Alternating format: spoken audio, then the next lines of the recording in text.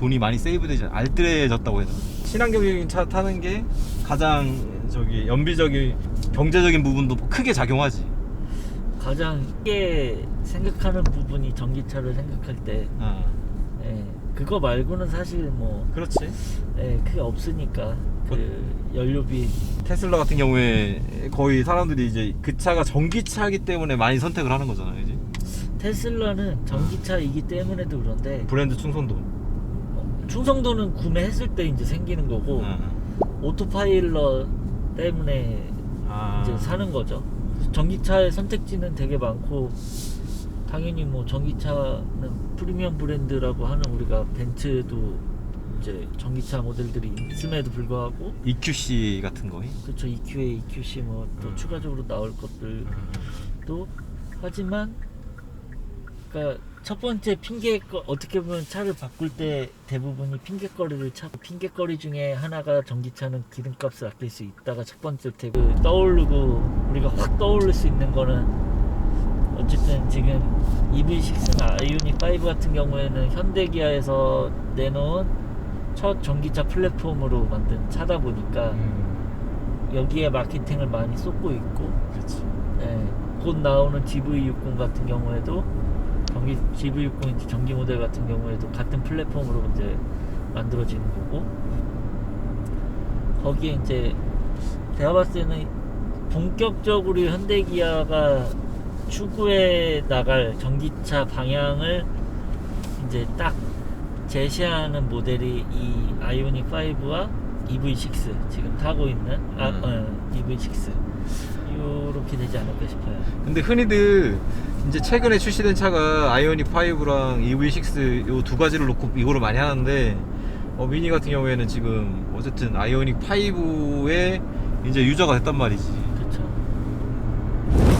이유가 있었을 거 아니야. 좀 몇 가지 한 뭐 좀 주요 이유에 대해서 한 두 가지 정도만 얘기해 주자면은 오너로서 아직 이제 올해 많이 느껴보지 못해서 일단 테슬라도 선택지에다 넣었었는데 맞아. 테슬라도 그때 한번 얘기는 했었지. 네, 테슬라 모델 3 롱레인지 모델이랑 EV6 롱레인지 그리고 아이오닉 롱레인지 이렇게 세 가지를 놓고 비교를 했을 때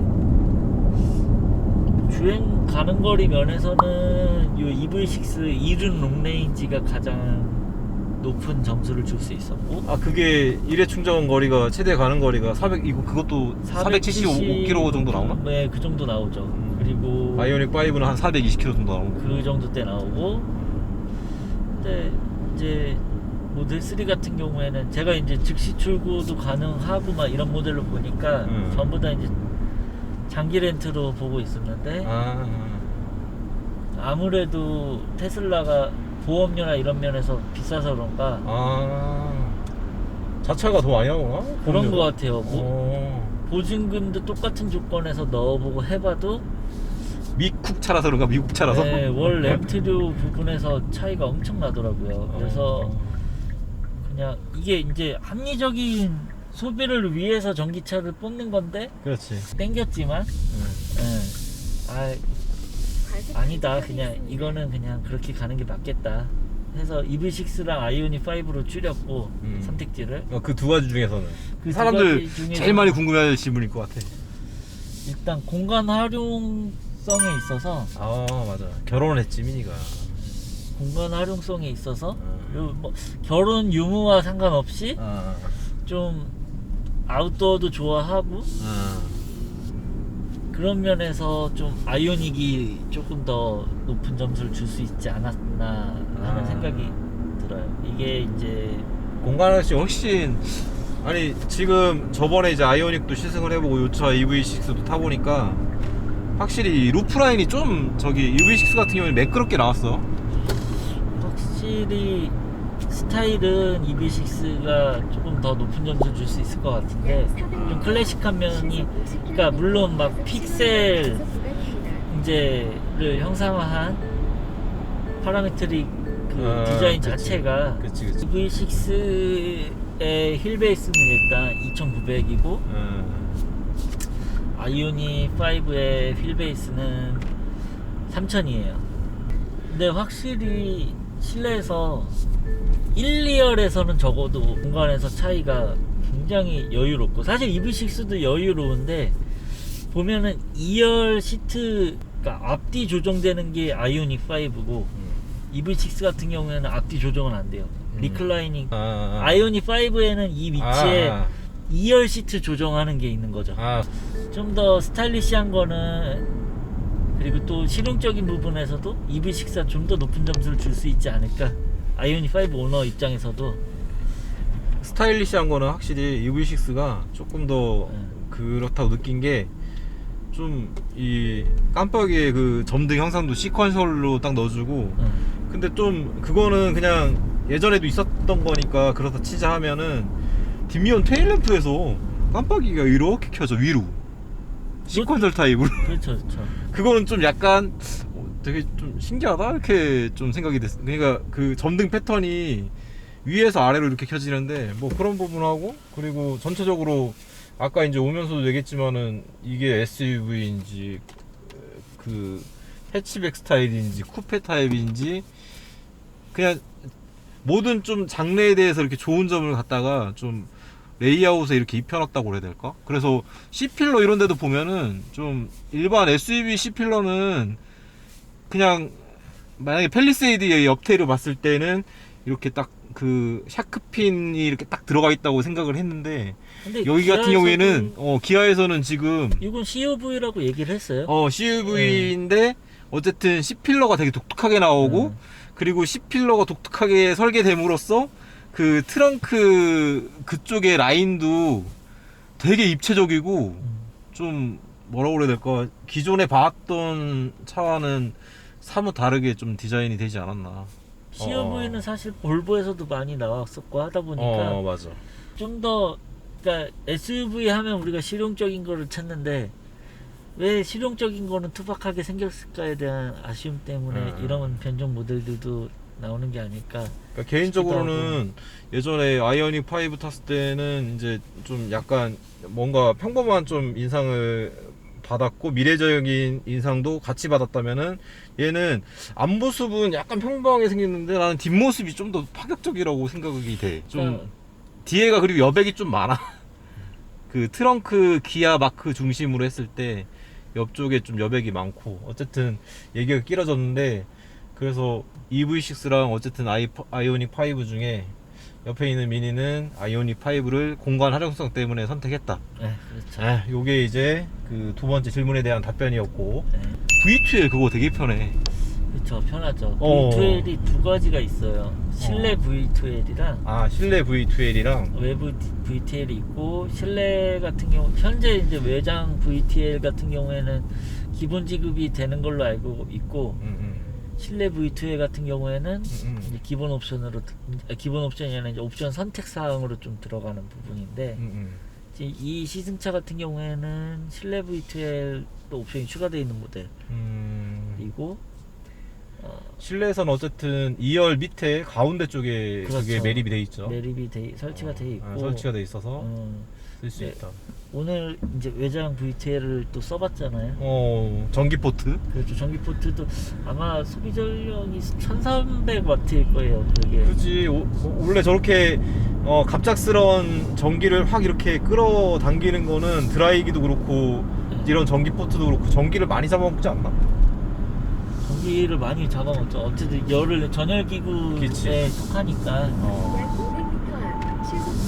그래서 이제 전열기구를 계속 쓰다 보면 소형 전기 제품이나 어쨌든 전기기기를 쓰다 보면은 방전의 우려가 있기 때문에, 여기 아까 설정해 보니까 그 V2L 쓸 때 그 전력을 갖다가 퍼센테이지로 딱 홀딩 걸 수도 있는 기능이 있더라고.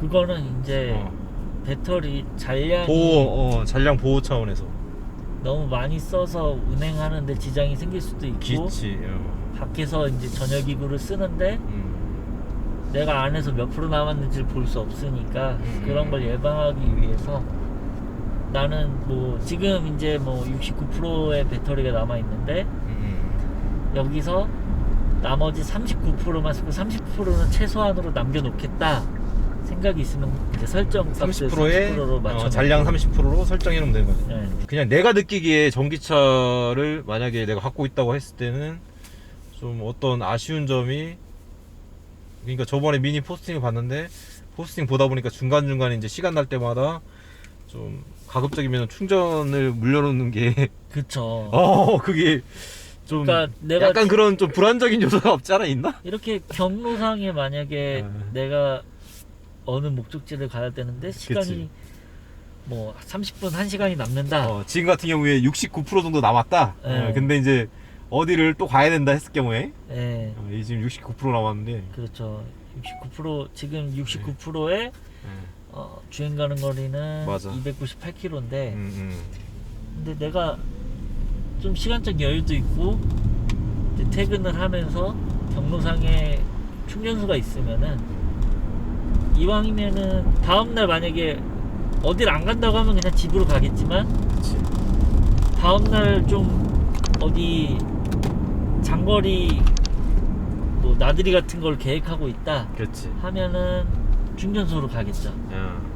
미리미리. 그런 것 때문에 전기차 오너이면은 일단은 전기를, 그러니까 밥으로 칠게요. 밥을 미리미리 챙겨 먹어야 돼, 그지? 챙겨 먹여야 좀 아무래도 주인으로서 좀 든든하다? 근데 적어도 그 보급유 떼시는 분들은 이해를 할 텐데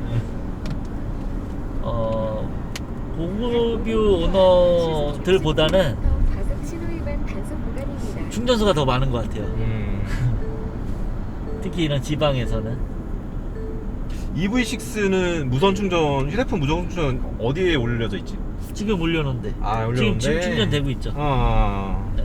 아니 이게 근데 예전에 내연기관차에 있던 것보다 훨씬 좀 이쁘게 잘 다듬었다고 해야 되나?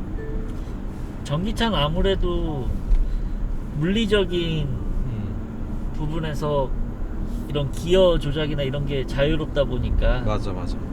공간을 좀 더 활용적으로 효율적으로 뺄 수 있는데 그리고 이 밑에 공간도 저번에 아이오닉 5 때도 좀 되게 인상적이었던 공간인데, 아니 일반 여기 그 내연기관차에는 센터 터널이 있는 공간인데 여기를 활용을 해서 이렇게, 그리고 뒷좌석에도 약간 턱이 없어가지고 가운데 턱이 없어서 좀 쾌적하다고 그래야 되나? 공간이 넓어서 그런 부분이 없지 않아 있는 것 같아요.